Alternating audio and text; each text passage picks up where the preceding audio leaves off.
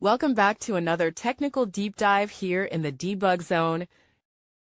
Today we're tackling a big question and breaking it down with insights from other users. Hopefully this clears up some misconceptions and helps you get the answer you need. So buckle up, stay a little curious, and let's jump right in.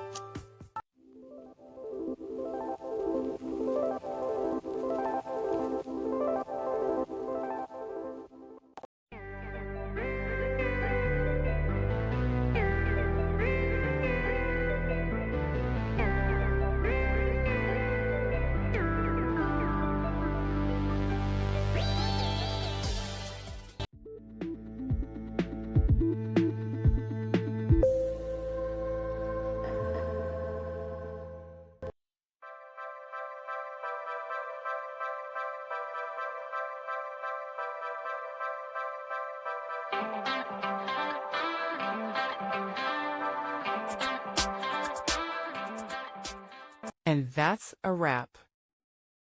I hope you found the answer you were looking for.